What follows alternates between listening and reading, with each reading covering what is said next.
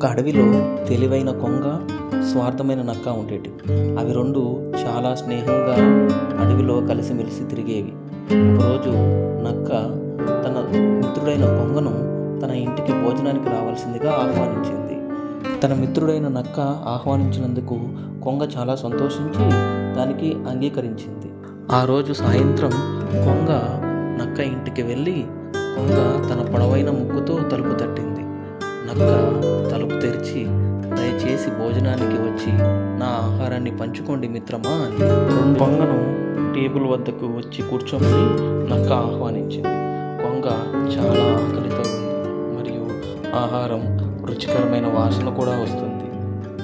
నక్క 2 ప్లేట్లలో సూప్ని వడ్డించి కూర్చుంది మరియు కొంగను తీసుకోండి మిత్రమా అని ఆహ్వానించింది. నక్క తన సూప్ను మొత్తాన్ని చాలా త్వరగా తినేసింది. కొంగ తన పొడవైన ముక్కుకు ప్లేటు చాలా నిస్సారంగా ఉన్నందున కొంగ తినలేకపోయింది. పాపం కొంగ మర్యాదగా నవ్వి ఆకలితో ఉండిపోయింది. స్వార్థమైన నక్క కొంగను చూసి, మీరు సూప్ ఎందుకు తీసుకోలేదు, మీకు నచ్చలేదా అని అడిగింది. అందుకు కొంగ ఈ విధంగా బదులిచ్చింది, నన్ను మీరు విందుకు ఆహ్వానించినందుకు చాలా సంతోషంగా ఉంది. రేపు సాయంత్రం దయచేసి మీరు మా ఇంటికి విందుకు రావాల్సిందిగా కోరుకుంటున్నానని ఆహ్వానించింది. మరుసటి రోజు నక్క కొంగ ఇంటికి వచ్చినప్పుడు విందు కోసం సూప్ చేసిందని నక్క గ్రహించింది.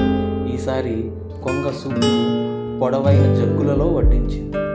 కొంగ సూప్ను తేలికగా తాగింది, కానీ నక్క తల పొడవైన కూజా లోపలికి వెళ్ళలేదు.